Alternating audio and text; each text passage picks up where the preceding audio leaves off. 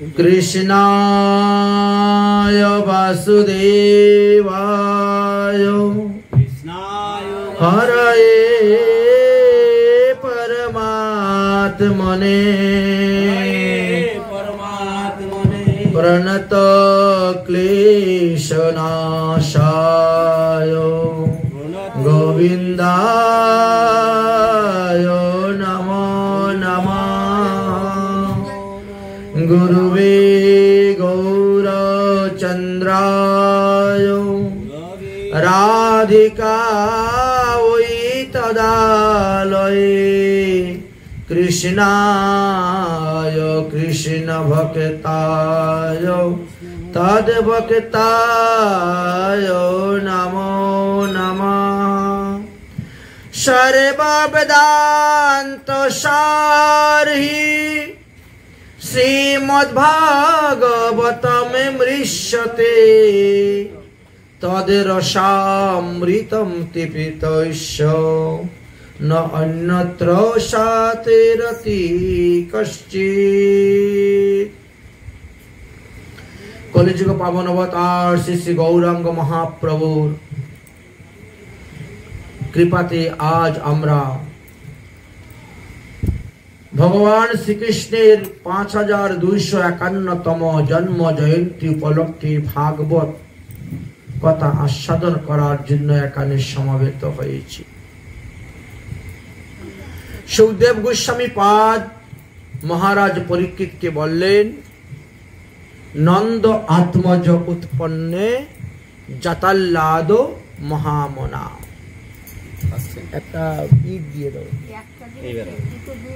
नंद महाराजेर पुत्र सन्तान हयेछिलेन। এই বিষয়ে 15টি প্রমাণ আছে। সেই 15টি প্রমাণ সম্পর্কে আমরা অনেকবারই আলোচনা করেছি। ভগবান ব্রজেন্দ্রনন্দন শ্রীকৃষ্ণ একটা ইট দাও, ইট ওইখানে আছে। ভগবান কৃষ্ণচন্দ্র আসার আগে তিনি তিনার ধামকে আগে পাঠিয়ে দেন। এই যে বৃন্দাবন ধাম, এই বৃন্দাবন ধাম কোথা থেকে আসলেন? নিত্য গোলক ধাম থেকে। এটা তো আবার লাগবে কাজে বাজানোর সময়। নিত্য গোলক ধাম থেকে এসেছেন। ভগবান আসার আগেই তিনার ধাম, তিনার পরিকর সবাইকে পাঠিয়ে দেন। কিভাবে পাঠিয়েছেন? একবার নিত্য গোলক ধামে ভগবান কৃষ্ণচন্দ্র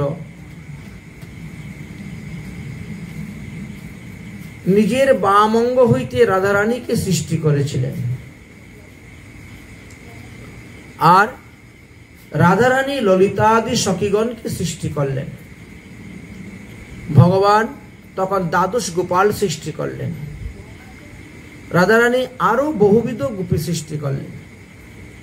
এইভাবে সৃষ্টি কার্য চলল নিত্য গোলক ধাম। সেখানে ভগবান শ্রীকৃষ্ণ গোপ গোপীদের আনন্দ দেওয়ার জন্য নিজের মন হইতে বৃন্দাবন ধাম সৃষ্টি করলেন, গিরিরাজ গোবর্ধন পর্বত সৃষ্টি করলেন, আর শুক পাখি সৃষ্টি করেছিলেন। এই তিনজনই ভগবানেরই অংশ অবতার। এবার রাধারানী ললিতাদি সখীগণকে নিয়ে সেই নিত্য গোলক বৃন্দাবনে রাসলীলা আরম্ভ হল। রাসলীলা করতে করতে করতে করতে রাশিতে সবাই ক্লান্ত পরিশ্রান্ত হন। এবার সেই রাসলীলা দর্শন করে অভিমন্যু নামক এক সখা ছিলেন কৃষ্ণের। তিনি রাধারানীর রূপে গুণেতে বড় মুগ্ধ হয়ে গেছিলেন এবং রাধারানীকেই তিনি তিনার পত্নী রূপে কামনা করছিলেন মনে মনে। কিন্তু চাইলেই তো পাওয়া যায় না। সাধ্য বস্তু পেতে গেলে না সাধন করতে হয়, না হলে পাওয়া যায়।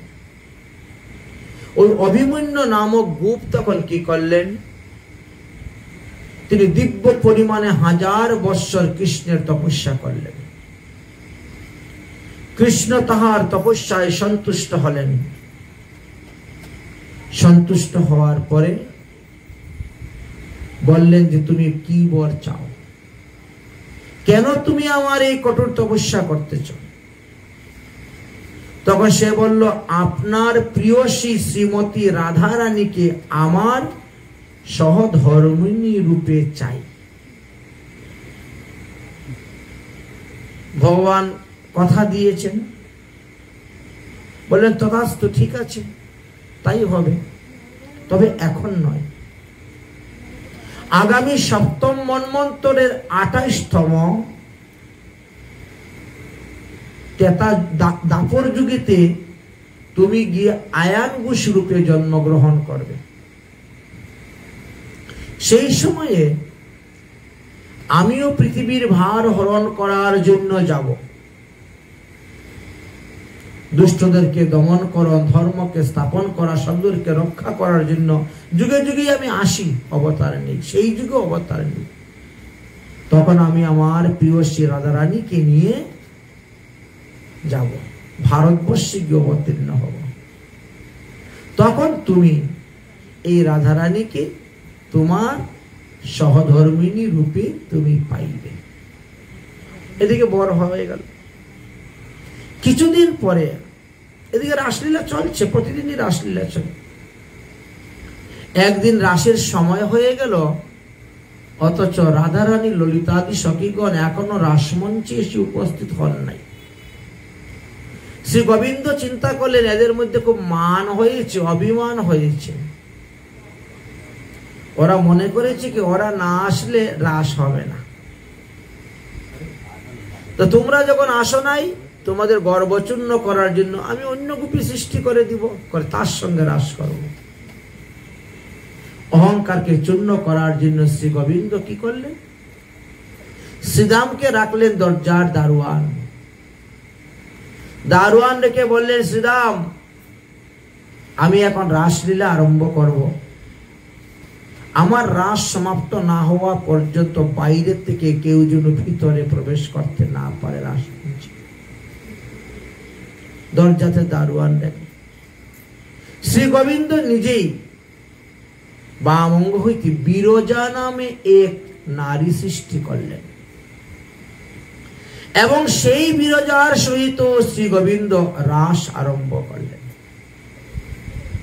রাসের বাজনা, রাসের গান ধ্বনি যখন গিয়ে পৌঁছিল, রাধারানী ললিতা আদি সখীগণ চিন্তা করে, আমরা এখানে বসে আছি তো রাস কার সঙ্গে হচ্ছে? রেগে গেলেন রাধারানী। কোন গোপীর এত বড় সাহস যে আমার আদেশ ছাড়া গোবিন্দের সঙ্গে রাস করতেছে? যাই, তাহলে দেখতে হবে। এই তো ললিতা আদি সখীদেরকে নিয়ে এসে উপস্থিত, কিন্তু দরজার মধ্যে তো শ্রীদাম বসে আছে, ভিতরে ঢুকতে দিবেন না কিছুতেই, কারণ আমার প্রভুর আদেশ। রাস সমাপ্ত হবে, তারপরে ঢুকতে পাবেন, এর আগে ঢুকতে পারবেন না। অনেক কথা কাটাকাটি হলো, তথাপিও শ্রীদাম রাধারানীকে ভিতরে প্রবেশ করতে দিলেন না। তখন ক্রোধ হয়ে গেল। যখন আমরা কামেতে বাধা পাই তখন আমাদের ক্রোধের সৃষ্টি হয়, এটা গীতাতেও বলে গিয়েছে।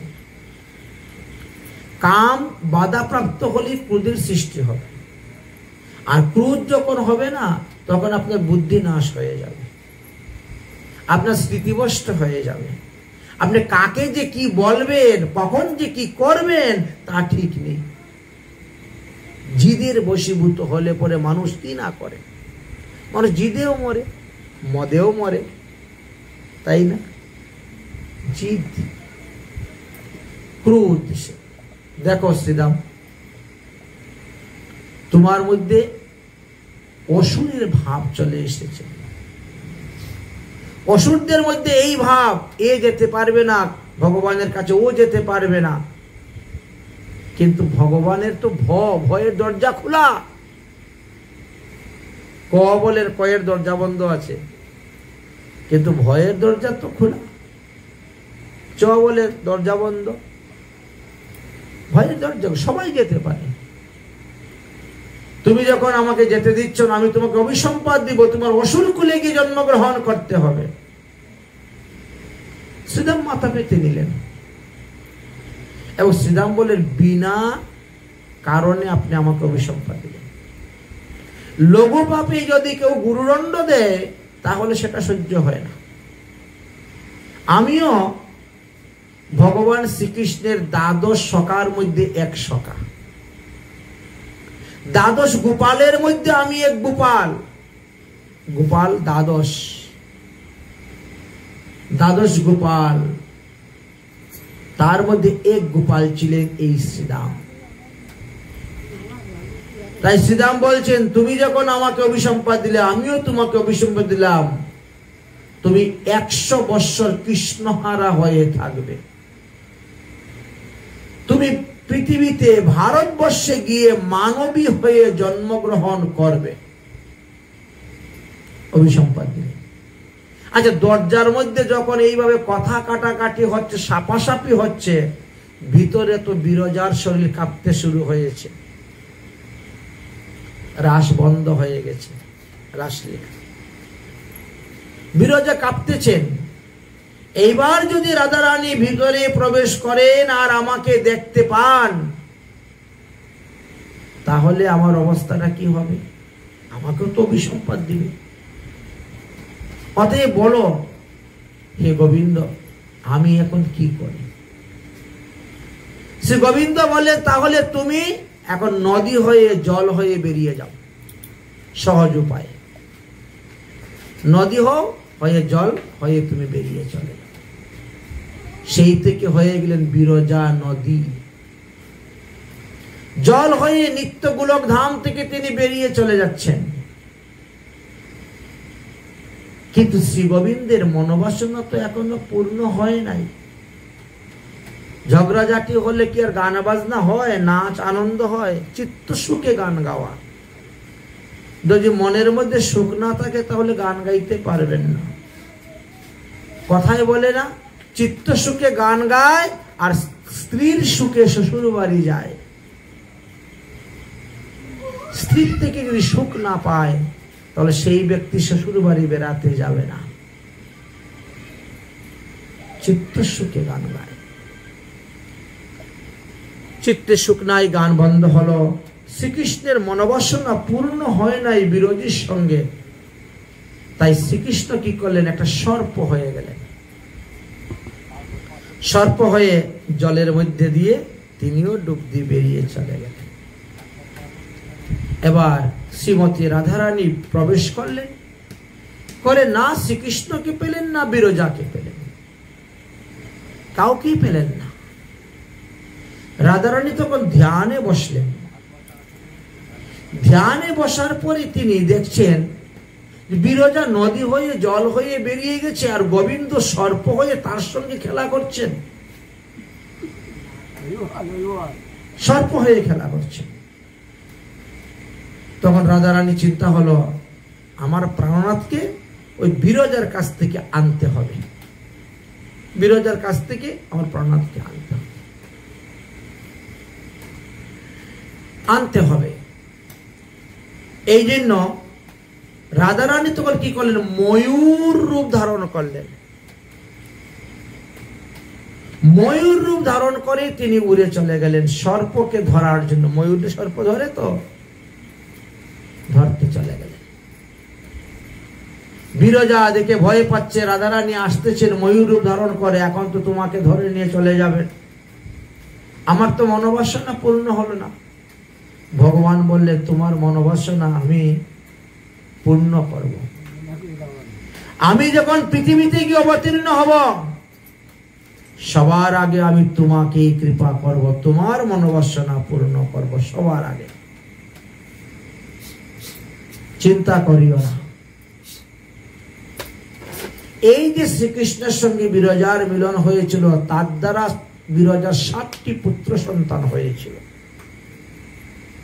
কিন্তু পরবর্তী সময়ে তারা কুকর্ম করার কারণে বিরজার অভিশাপে এই 7 পুত্র 7 সমুদ্র হয়েছিলেন। এদিকে রাধারানী ময়ূর রূপ ধারণ করে গিয়ে কৃষ্ণরূপী সর্পকে ধরে নিয়ে আসলেন। আচ্ছা, সর্পকে ধরেছে, ময়ূরের পায়ের মধ্যে 3টা নখ থাকে, আঙ্গুল থাকে, 3টা আঙ্গুলই তো 3টা নখ থাকে এক একটা পায়ে, ধরেছে।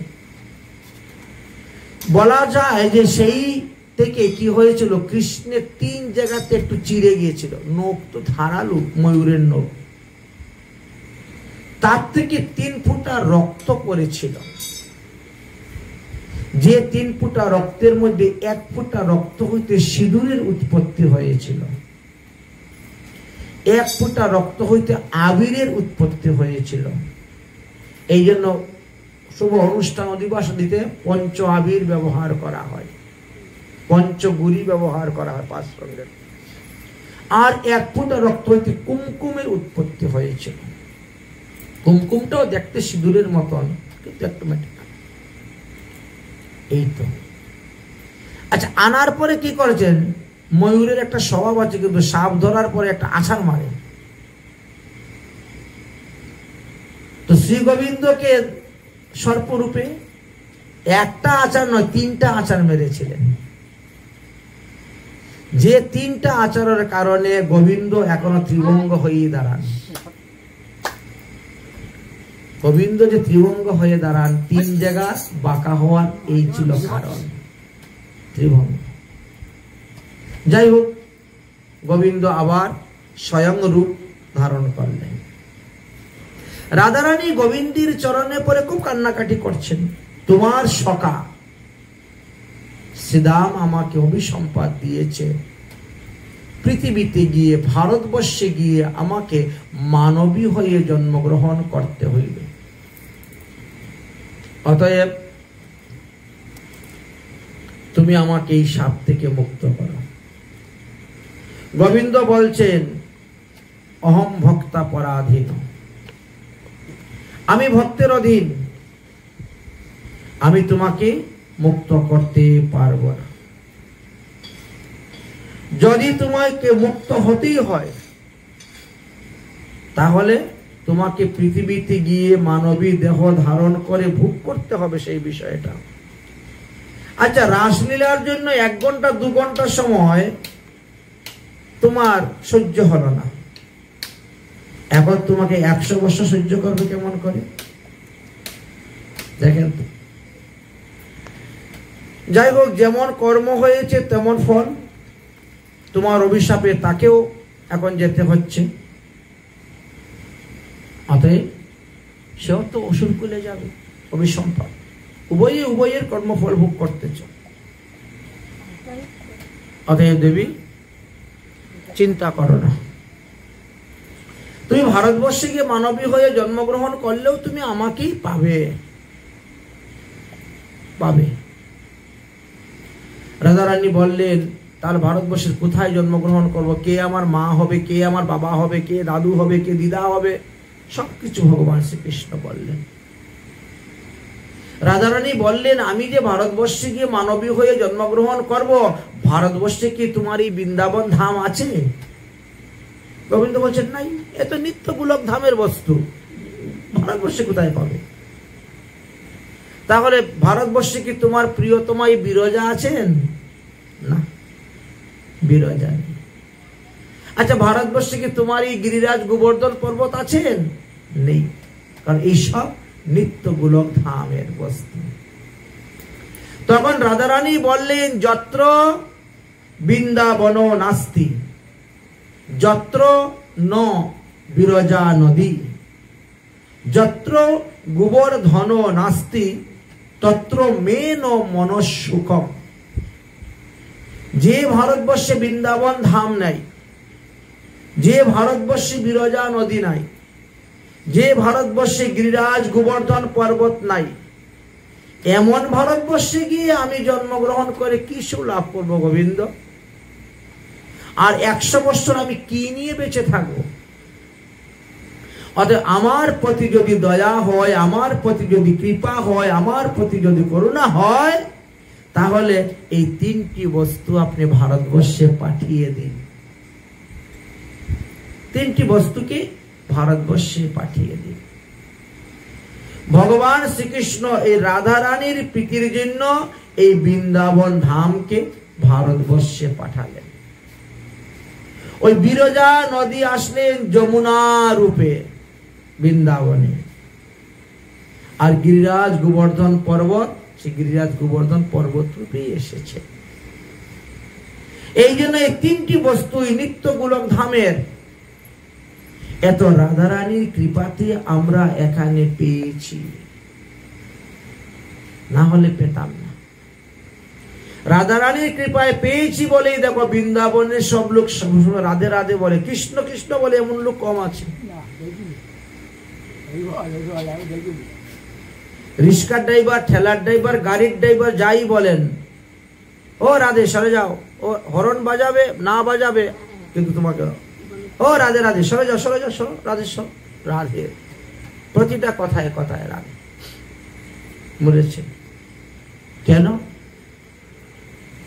একদিকে যেমন রাধারানী শ্রীকৃষ্ণের প্রেমের গুরু, আমাদের কার নামে কত শক্তি এর একটা গ্রন্থ আছে, এর নাম হলো ক্রম দীপিকা। ক্রম, কার থেকে কার শক্তি কত, ক্রম দীপিকা। সেইখানে বললেন 1000 বার বিষ্ণু নাম উচ্চারণ করলে তুমি যে পুণ্য ফল পাবে, একবার রাম বললি সেই ফল পাবে, 3 বার রাম রাম রাম বললে যেই ফল পাবে, 3 বার, একবার যদি কৃষ্ণ বলো সেই ফল পাবে, 100 বার কৃষ্ণ কৃষ্ণ বললে যেই ফল পাবে, একবার রাধা বললে সেই ফল পাবে। এটা ভগবান শ্রীকৃষ্ণের বর। ভগবান শ্রীকৃষ্ণ বললেন মম নাম সতে নৈব রাধা নাম সদুত্তমম যস মরে তো সদা রাধা ন জানি তস্য কিং ফলম। এই জন্য রাধা রানীর কৃপাশ্রিতা বৃন্দাবনে অপার। গোবিন্দ আসার আগেই তিনার সমস্ত পরিকরদেরকে পাঠিয়ে দিয়েছেন। রাধারানী, ললিতা আদি সখীগণ, অন্যের সবাইকে পাঠিয়েছেন, যাও তোমরা গিয়ে অবতীর্ণ হও, তারপর আমি অবতীর্ণ হব।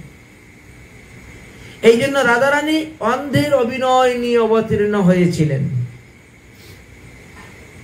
যতক্ষণ পর্যন্ত গোবিন্দ আমার কাছে না আসেন ততক্ষণ পর্যন্ত আমি অন্য কোন পরপুরুষের মুখ দর্শন করব না।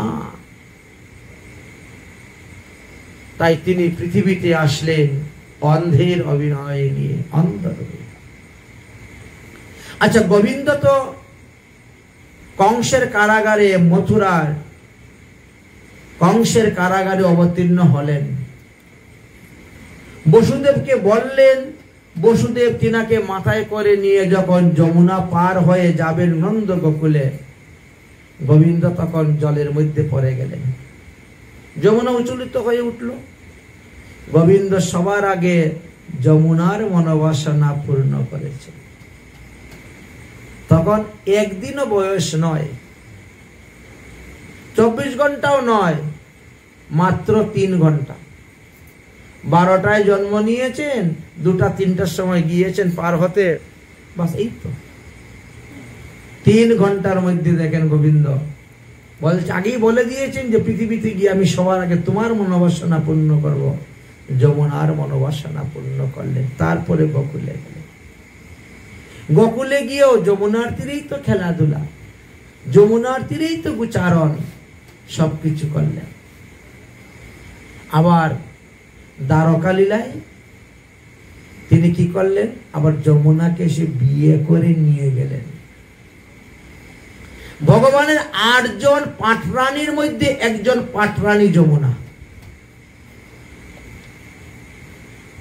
8 জনের মধ্যে, সেটার নাম হলো কালিন্দী। ভগবান কৃষ্ণচন্দ্র 16,108টা বিবাহ করেছিলেন। প্রতিটা স্ত্রীর গর্ভে 10টা করে পুত্র সন্তান, 1টা করে কন্যা সন্তান ছিল। শ্রীকৃষ্ণের পুত্র হলো 1,61,080টা। তার থেকে পুত্র পুত্রাদি ক্রমানুসারে বংশ বৃদ্ধি হতে শুরু হল। যদুবংশ এত বৃদ্ধি হয়েছিল যে যদুবংশের ছেলে মেয়েদেরকে লেখাপড়া করার জন্য 3,80,00,000 মাস্টারই ছিলেন, শিক্ষক। এত বিস্তার হয়েছিল এই যদুবংশ। 56 কোটি যদুবংশ হয়েছিল। ভগবান 125 বৎসর লীলা করলেন। তার মধ্যে বৃন্দাবন লীলা করলেন 11 বৎসর 7 মাস 3 দিন। মথুরায় লীলা করলেন ওই 11 বৎসর, মানে 12 বৎসর থেকে আরম্ভ করে 32 বৎসর পর্যন্ত। 20 বৎসর মথুরায় ছিলেন। 32 বৎসর বয়সে ভগবান দ্বারকা চলে যান। বৃন্দাবন, মথুরা, দ্বারকা, এই 3 জায়গায় ভগবান শ্রীকৃষ্ণ লীলা করেছেন। কিন্তু 3 জায়গার কৃষ্ণ এক নয়।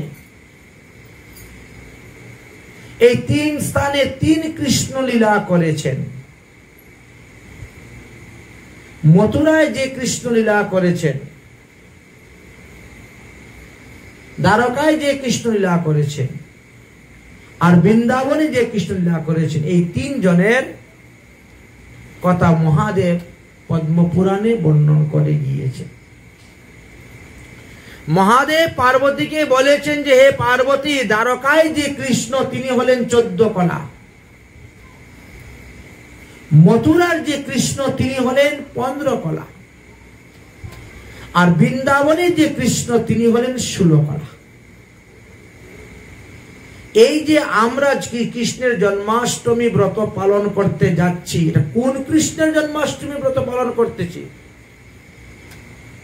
কৃষ্ণ তো 3 জন। কাউকে যে জিজ্ঞেস করেন, বলে আমি কৃষ্ণ মন্ত্রে দীক্ষা নিয়েছি, আপনি কোন কৃষ্ণের মন্ত্রে দীক্ষা নিয়েছেন? 3 কৃষ্ণের বীজও 3 রকম আছে। দীক্ষা মন্ত্রের বীজ 3 রকম আছে। বৃন্দাবনের কৃষ্ণ কখনো মথুরায় যান নাই কংসকে মারার জন্য। রাধারানী কোনদিনও মথুরায় যান নাই। বৃন্দাবনের কৃষ্ণ রাধারানীর কাছে প্রতিজ্ঞা করেছেন, অগো রাধে, বৃন্দাবনং পরিত্যজ্য এক পাদম ন গচ্ছামি। অগো রাধারানী, আমি তোমাকে কথা দিচ্ছি, আমি বৃন্দাবন ধাম ত্যাগ করে 1 পাও কোথায় যাব না। তাহলে কে গিয়েছিল মথুরায় কংসকে মারার জন্য? কে গিয়েছিলেন দ্বারকায় রাজত্ব করার জন্য? তখন গোস্বামী পাদ বললেন, এই দাপর যুগে 3 কৃষ্ণ লীলা করে গিয়েছেন। নন্দনন্দন কৃষ্ণের দেহের মধ্যে দেবকী নন্দন বা বসুদেব কৃষ্ণ 11 বৎসর পর্যন্ত ছিলেন। অতএব বিষ্ণু তখন কৃষ্ণের শরীরে, বাস্তবে কংসের কারাগারে দেবকীর পুত্ররূপে যিনি জন্মগ্রহণ করেছেন তিনি কৃষ্ণ নন, তিনি হলেন বিষ্ণু। বিষ্ণুরও এক নাম কৃষ্ণ আছে, তাই সেই অর্থে তিনি কৃষ্ণ। এই বিষ্ণু কৃষ্ণের শরীরে 11 বৎসর 7 মাস ছিলেন, তাই তিনি কৃষ্ণ। এই বিষ্ণু ভগবান শ্রীকৃষ্ণের বিলাস মূর্তি, তাই তিনি কৃষ্ণ। সেই অর্থে বিষ্ণুকেও কৃষ্ণ বলা হয়। আমরা যে এই 5251তম জন্ম জয়ন্তী পালন করতে যাচ্ছি, তিনি হলেন ব্রজেন্দ্র নন্দন, তিনি হলেন স্বয়ং ভগবান। আর বসুদেবের পুত্র হলেন ভগবান। ইনি স্বয়ং ভগবান নয়, কারণ 1 কলা কম আছে। তিনার মধ্যে ছিল 15 কলা, 1 কলা কম বলে স্বয়ং ভগবান হতে পারলেন না। তিনি হলেন ভগবান, আর স্বয়ং ভগবান ব্রজেন্দ্র নন্দন। তাই মহারাজ পরীক্ষিতকে সুখদেব গোস্বামী পাদ বলছেন, এতে চাংশু কলা পুংসু কৃষ্ণস্তু ভগবান স্বয়ং। স্বয়ং ভগবান একমাত্র শ্রীকৃষ্ণ। স্বয়ং ভগবান যেদিন নন্দালয়ে নন্দ ব্রজেতে আবির্ভাব হয়েছিলেন, সেই দিন থেকেই তো ব্রজের সমৃদ্ধ বাড়তে শুরু হয়েছিল। নন্দ ব্রজে রমাগণের ক্রিয়াভূমি হয়ে গিয়েছিল। সবাই তখন সমস্ত দেবতাগণ দেবীগণ সবাই নররূপ নারীরূপ ধারণ করে করে বৃন্দাবনের দিকে রওনা হয়েছিলেন। কেন বললেন? কৃপা করেঙ্গে রাধা রানী শ্রী বৃন্দাবন যাও, কৃপা করেঙ্গে রাধা রানী শ্রী বৃন্দাবন যাও। রাধে রাধে রাধে রাধে রাধে রাধে গাও, রাধে রাধে রাধে রাধে রাধে রাধে गाओ। कृपा करेंगे राधा रानी श्री वृंदावन जाओ, कृपा करेंगे राधा रानी श्री वृंदावन जाओ। राधे राधे राधे राधे राधे राधे गाओ, राधे राधे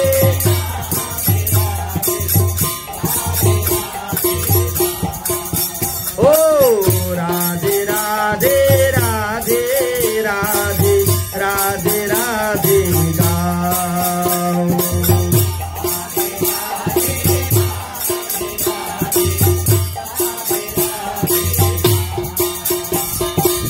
राधे राधे जो कोई गावे जीवन सफल बनावे। राधे राधे जो कोई गावे जीवन सफल बनावे। राधे राधे जो कोई गावे जीवन सफल बनावे। राधे राधे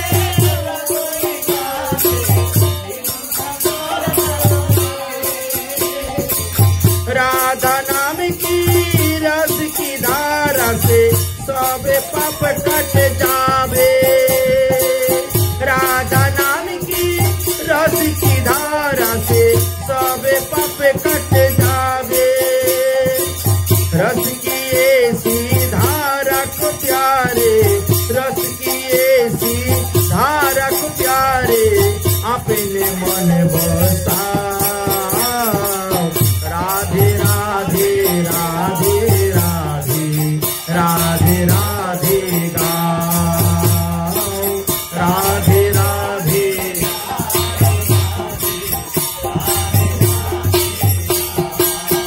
ओ कृपा करेंगे राधा रानी श्री वृंदावन जाओ। कृपा करेंगे राधा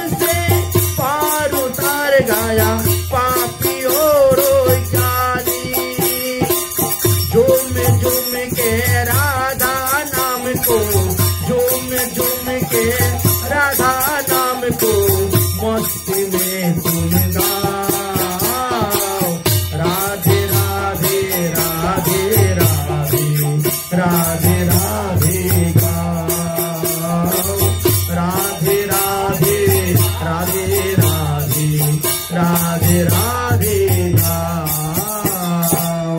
बोलो राधा रानी की, आल बिली सरकार की जय जय श्री राधेश्याम। তাই ভগবান শ্রীকৃষ্ণ ব্রজেতে অবতীর্ণ হওয়ার পর সমস্ত দেবগণ দেবীগণ তারাও মনুষ্য রূপ ধারণ করে এসেছেন, এসে এই ব্রজভূমিতে পরিক্রমা করেছে। এই জন্য শ্রীকৃষ্ণের জন্মাষ্টমী থেকে আরম্ভ করে রাধার জন্মাষ্টমী পর্যন্ত এই যে 15 দিন, এই 15 দিন দেখেন এখন 84 কোষ পরিক্রমা কি হারে চলতেছে, কি হারে চলতেছে। কারণ তখন দেব দেবীরাও আসেন মনুষ্য রূপ ধারণ করে এই 84 কোষ ব্রজমণ্ডল পরিক্রমা করতে। একবার যদি কেউ পায়ে হেঁটে এই 84 কোষ ব্রজমণ্ডল পরিক্রমা করতে পারেন, তাহলে তিনি 84 লক্ষ যোনি থেকে উদ্ধার হয়ে যান, মুক্ত হয়ে যান। এই 84 লাখ যোনিতে তাকে আর প্রবেশ করিতে হয় না। এই জন্য কমলাগণ, স্বর্গের দেবগণ দেবীগণ, তাদের সেই স্বর্গের বৈকুণ্ঠের বিহার ভূমিগণ ত্যাগ করে তারা সবাই বৃন্দাবনে এসেছেন শ্রী গোবিন্দের লীলাভূমিকে দর্শন করার জন্য। এই বৃন্দাবন ধাম হলো চিন্তামণি ভূমি। এই বৃন্দাবন ধামে চতুর্বিধা মুক্তি আছে। বৃন্দাবনে যে জন্মগ্রহণ করে তার মুক্তি, বৃন্দাবনে গিয়ে যদি কেউ মারা যায় তার মুক্তি, বৃন্দাবনে গিয়ে যদি কেউ দীক্ষা গ্রহণ করে তার মুক্তি, বৃন্দাবনে যদি কারো দাহ সংস্কার করা হয়, শরীরকে পুরানো হয়, তার মুক্তি। চতুর্বিধা মুক্তি সেখানে নিত্য বর্তমান আছেন। এই ভারতবর্ষের মধ্যে সপ্ত মুক্তিদায়ী তীর্থ আছে, তার মধ্যে শ্রেষ্ঠ ভারতবর্ষ মধ্যে বৃন্দাবন ধাম। এই বৃন্দাবন ধামকে বলা হয়েছে কল্পবৃক্ষময় বন। এই কল্পবৃক্ষময় কেন? এই বৃন্দাবন ধামে 12টা বন, 32টা উপবন, 24টা কানন আছে, যা মানুষের মনোবাসনা সম্পূর্ণ পূর্ণ করতে পারে। তাই দেবতাগণ দেবীগণ নররূপ নারীরূপ ধরে এসে ভগবানকে শ্রীকৃষ্ণকে প্রণাম করেছিলেন। কারণ ভগবানকে যিনি প্রণাম করেন তাকে আর মাতৃগর্ভে এসে জন্মগ্রহণ করতে হয় না। এই তো তারপরের দিন এই যে নন্দ মহোৎসব করলেন, নন্দ মহারাজ উৎসব করলেন। নন্দ মহারাজ তো সব গোপ গোপীগণের রাজা, নন্দরাজ। এবার রাজার ছেলে হয়েছে, এই জন্য সমস্ত গোপগণ গোপীগণ নন্দ মহারাজের গৃহেতে আগমন করতে লাগলেন। নানা প্রকার বেশভূষায় সজ্জিত হয়ে তারা আসছেন। নন্দ মহারাজের সন্তান জাত হয়েছে, আনন্দ উল্লাসিত, সবার মন আনন্দ এসেছে। গাভীগুলাকে অনুরূপ ভাবে বেশভূষায় সজ্জিত করা হলো, নানা প্রকার মল্ল পরানো হলো, ময়ূর পুচ্ছ দ্বারা ভূষিত করা হলো। আরম্ভ হলো উৎসব। এই নন্দ মহারাজের উৎসবটা কিসের উৎসব ছিল? দধি, দুগ্ধ, ঘৃত ইত্যাদি সমস্ত উৎসব ছিল। দধি, দুগ্ধ, ঘৃত অঙ্গনে ঢালিয়া নাচেরে নাচেরে নন্দ গোপাল পাইয়া, কৃষ্ণকে পাইয়া। কারণ নন্দ মহারাজের বয়স তখন 90 বৎসর, মা যশোদার বয়স তখন 85 বৎসর, আর সেই বৎসরে তিনার এই পুত্র সন্তান হয়েছিল। শিব নাচে, ব্রহ্মা নাচে, আরো নাচে ইন্দ্র। পাতালের বাসুকি নাচে পাইয়া গোবিন্দ।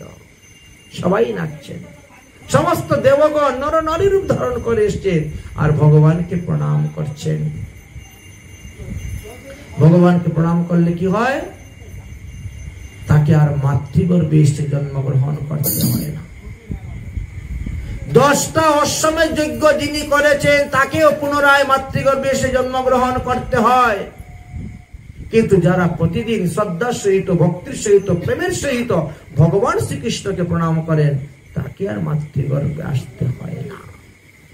তাই তো মহাজনগণ বলছেন, কৃষ্ণ জিনকা নাম হে, ওই গোকুল জিনকা ধাম হে, ऐसी भगवान को बारंबार प्रणाम है। कृष्ण जिनका नाम है, गोकुल जिनका धाम है।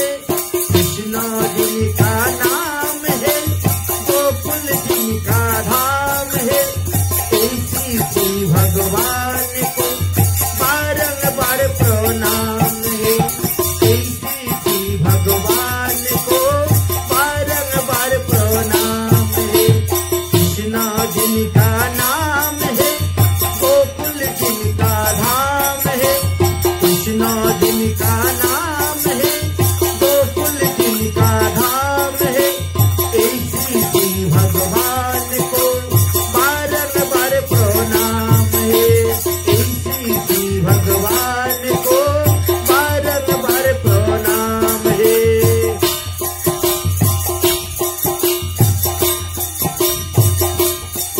जो सोदा जिनका मैया है, नंद जूपा पैया है। जो सोदा जिनका मैया है, नंद जूपा पैया है। ऐसी सी गोपाल को बारंबार प्रणाम है। ऐसी सी भगवान को बारंबार प्रणाम है। कृष्ण जिनका नाम है, गोकुल जिनका धाम है।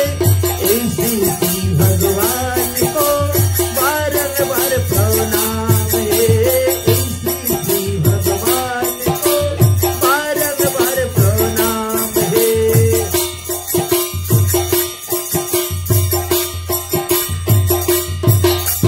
लट लट दादी माखन खावे, बाल बाल संग धेनु चरावे। लट लट दादी माखन खावे, बाल बाल संग धेनु चरावे। ऐसी सी गोपाल को बारंबार प्रणाम है। ऐसी सी गोपाल को बारंबार प्रणाम है। बोलो কৃষ্ণচন্দ্র ভগবান কি।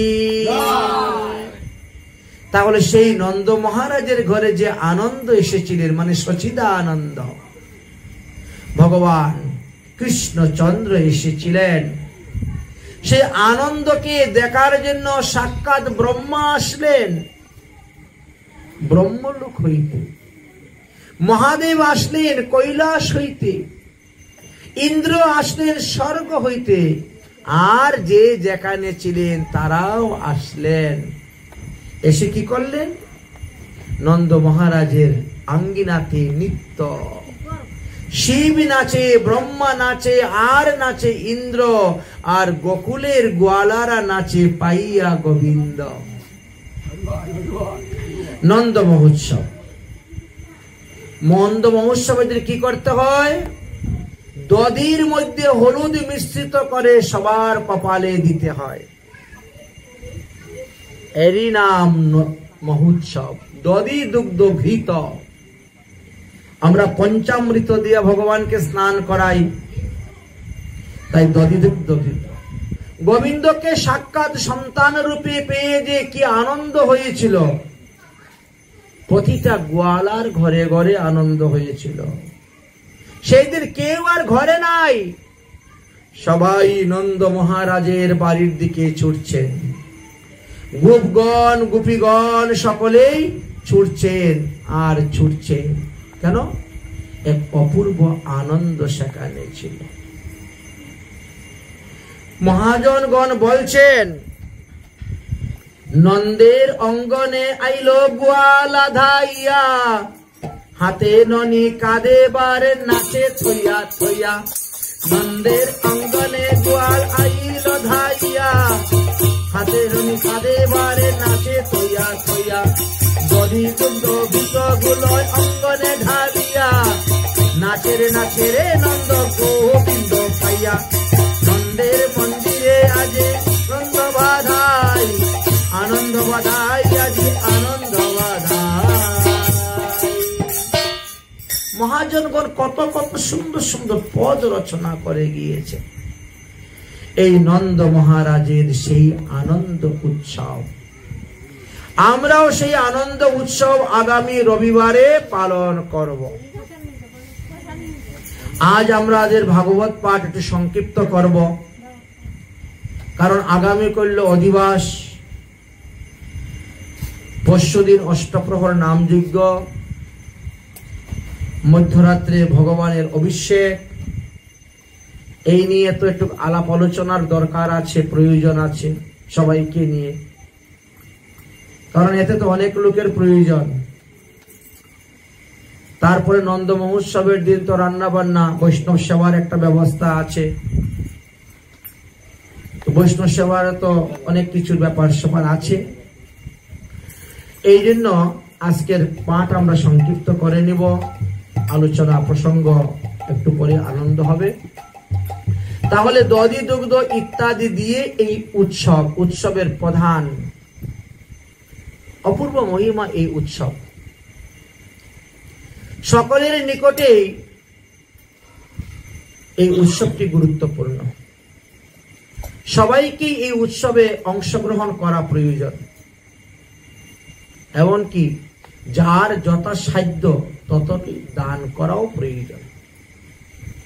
দানেন ন ক্ষয়ম, দান করিলে কখনো ক্ষয় হয় না। যতই করিবে দান দেখবে ততই যাবে বেড়ে।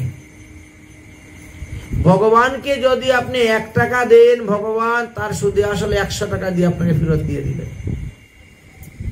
কখন কিভাবে কার মাধ্যমে দিবেন ওটা আপনিও বুঝতে পারবেন না। ভগবানকে গীতায় কি বলছেন? বহাম্যহম, দদাম্যহম বলেন নাই, বদাম্যহম বলেন নাই, বহাম্যহম বলেছেন।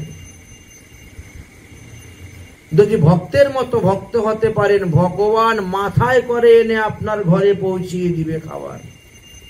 দিয়েছেন অনেকটি, অর্জুন মিশ্র আদি অনেককে দিয়েছেন। তাহলে সেই শুভ দিন আসতেছে আমাদের আগামী রবিবার নন্দ মহোৎসব। শনিবারে আমাদের উপবাস। উপবাস 2 রকম হয়ে থাকে, এক হলো সজলা উপবাস, এক হলো নির্জলা উপবাস। নির্জলা যদি করতে পারেন খুবই ভালো, যদি না পারেন নির্জলা করতে তাহলে সজলা করবে। তবে যতটুকু সময় আপনি নির্জলা থাকতে পারবেন ততটুকুই নির্জলার ফল লাভ করতে পারবেন। আমাদের এই সমস্ত ব্রতের ফল না প্রতি প্রহরে প্রহরে হয়। তো 3 ঘন্টায় 1 প্রহর হয়, সবাই জানেন। সকাল 6টা থেকে 9টা পর্যন্ত যদি আপনি জল গ্রহণ না করেন 1 প্রহর নির্জলার ফল পেলেন। যদি 12টা পর্যন্ত জল গ্রহণ না করেন 2 প্রহর নির্জলার ফল পেলেন। যদি বিকাল 3টা পর্যন্ত আপনি জল পর্যন্ত গ্রহণ না করেন তাহলে আপনি 3 প্রহর নির্জলা ফল পেলেন। যদি সন্ধ্যা পর্যন্তই আপনি কোনো কিছু না পেলেন তাহলে 4 প্রহর নির্জলা আপনার হয়ে গেল। যদি দেখেন যে না আমার শরীর দুর্বল, আমার অসুস্থ, আমাকে ঔষধ খেতে হয়, না হলে আমার চলবে না, দেহ থাকলেই তো ব্রত, দেহ না থাকলে কি দিয়ে ব্রত করবেন? এই জন্য আমাদের মহাজনগণ বিকল্প বিধানও দিয়েছেন। যদিও ভগবান শ্রীকৃষ্ণ বলছেন আমার জন্ম দিবসে, আমার শয়ন একাদশীতে, আমার পাশ পরিবর্তন একাদশীতে আর আমার উত্থান একাদশীতে, এই 4টি ব্রততে তোমরা জল পর্যন্ত গ্রহণ করিও না, ফল পর্যন্ত খেও না। কিন্তু যাদের দেহ রোগ সুখ ব্যাধিতে ভরা, ঔষধ ছাড়া চলতে পারে না, তাকে তো কিছু খেয়ে ঔষধ খেতে হবে। তখন বললেন যে দেখো 8 প্রকার দ্রব্য খেলে ব্রত নষ্ট হয় না। হয়তো ব্রতের 16 আনা ফল আপনি নাও পেতে পারেন, কিন্তু 8 আনা ফল তো আপনি পাবেন, 4 আনা ফল তো পাবেন, ক্ষতি হবে না। সেই 8 প্রকার দ্রব্য কি কি? যে 8 প্রকার দ্রব্য খেলে ব্রত নষ্ট হয় না: আলু, কাঁচকলা, পেঁপে, সন্দুক লবণ, গোলমরিচ, গব্যঘৃত, দধি, দুগ্ধ।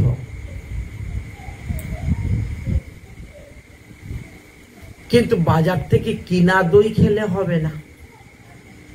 আপনি আজকে দই বসিয়ে দেন, কালকে দই বসান, পেতে পারেন দোষ, এতে দোষ হয় না। বুঝেছেন? যদি মনে করেন না দুধ খেলে আমার গ্যাস হয়ে যায়, তাহলে আপনি লেবু চিবেন। আপনি লেবু চিবে আপনি দুধকে ফাটান, গরম করে ছানা বানিয়ে নেন, ছানা করে পান। ফল আপনি পান, আপেল আছে, আঙ্গুর আছে, শশা আছে, মৌসম্বি আছে, কমলা লেবু আছে, যেমন যখন আনার, ডালিম, বেদানা, এইভাবে ফল আপনি পেতে পারেন। কাঁঠাল, এখন কাঁঠালের সিজন আছে, আম পেতে পারেন ফল। তবে পেয়ারাও খেতে পারেন, পেয়ারা খেতে পারবেন, কোনো অসুবিধা নেই। কিন্তু পঞ্চরবি শস্যের অন্তর্ভুক্ত কোন দ্রব্য খেতে যাবেন না।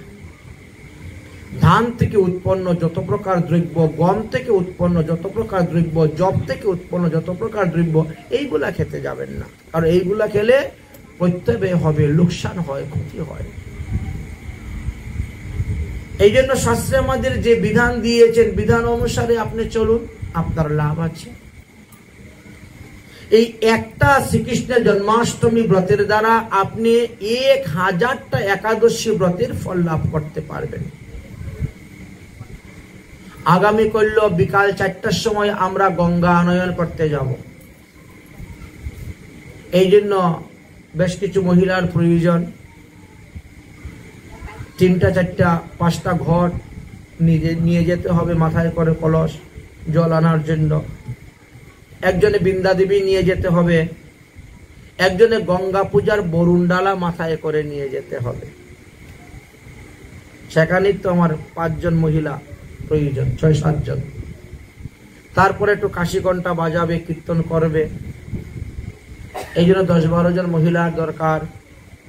4-5 জন বাদক বাদ্যযন্ত্র কীর্তনিয়ারও প্রয়োজন আছে।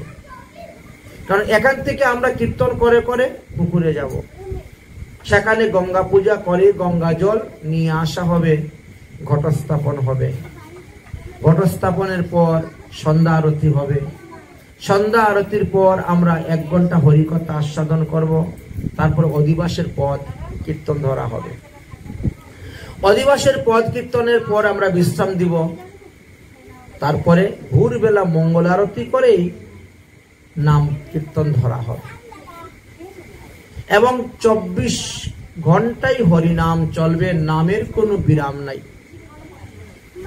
অখণ্ড হরিনাম অষ্টপ্রহর, কোনো খণ্ড হবে না, বন্ধ হবে না। এই হরিনামে সকলকে সর্বাধিকভাবে সাহায্য সহযোগিতা করতে হবে, দেহের দ্বারা, অর্থের দ্বারা, সব দিক থেকে। কারণ আমরা তো কোনো দল আনবো না, কোনো দল, কোনো পার্টি আনা হবে না। সবাই নিজেরা বসে বসেই কীর্তন করবেন। যে যখন সময় পাবেন, যতক্ষণ সময় পাবেন, যতক্ষণ সুযোগ পাবেন, ততক্ষণই কীর্তন। উপরন্ত হলো রাত্রি জাগরণ। ব্রত করার পরে যদি রাত্রি জাগরণ করা হয় তাহলে ব্রতের 16 আনা ফল পাওয়া যায়। ব্রত করে যদি রাত্রি জাগরণ না করা হয় তাহলে 8 আনা ফল, 8 আনা ফল। এই জন্য এই অষ্টপ্রহর নাম সংকীর্তনের এই কারণেই করা হয়েছে, রাত্রি জাগরণটা যাতে হয়ে যায়। 10-5 মিলি বসে কীর্তন করব, সবাই যে যতটা জানো, যে যেমন জানো তেমনই হবে। ফুল করতাল হারমোনি নিয়ে বসে গেলেন। প্রয়োজন ধরে সেরকম যদি পাওয়া যায় লোক, তাহলে পালি করলেন, আপনি 3 ঘন্টা কীর্তন করেন, তারপরে আপনি বিশ্রাম করুন, আরেকজনে 3 ঘন্টা কীর্তন করলো, আবার বিশ্রাম করলো, এরকম, বা 2 ঘন্টা করে, তাহলে সবারই বাড়িঘরেরও কাজকর্ম হয়ে গেল, আর এদিকের নামযজ্ঞটাও সম্পূর্ণ হয়ে গেল। সুতরাং আপনাদের এলাকায় যারা যারা কীর্তন জানেন সবাইকে নিমন্ত্রণ দিবেন, এবং আগামী করল অধিবাসের সময়ে একটা লিস্ট বানিয়ে নেবেন। অমুকের দলে এই থাকবে, তারা এতটা থেকে এতটা পর্যন্ত কীর্তন করবে। অমুকের দলে এই থাকবে, তারা এতটা থেকে এতটা পর্যন্ত কীর্তন করবে। একজন হারমোনিয়াম, একজন খুলি তো থাকা চাই প্রত্যেক দলেই, বুঝেছেন?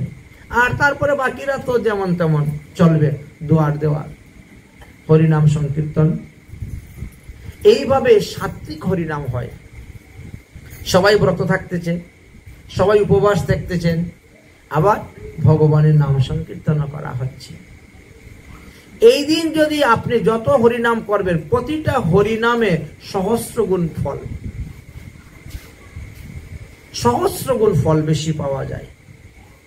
আজকে 1 ঘন্টা হরিনাম করলে আপনি যে ফল পাবেন, শ্রীকৃষ্ণের জন্মাষ্টমী দিবসে যদি আপনি হরিনাম করেন, তার সহস্র গুণ ফল বেশি।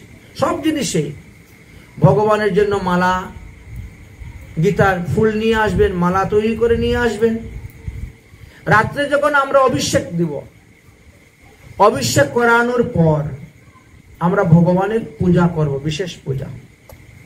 এই জন্য আজকেই বলে দিচ্ছি, যারা যারা স্বহস্তে ভগবানকে পূজা করতে চান, তারা ফুল, ফুলের মালা, চন্দন নিয়ে আসবেন সঙ্গে করে। যদি 108টা তুলসী পাতা আনতে পারেন তাহলে আরো ভালো, কারণ ভগবান শ্রীকৃষ্ণের 108টা নাম উচ্চারণ করে আমরা 108 বারই 108টা তুলসী পাতা অর্পণ করব।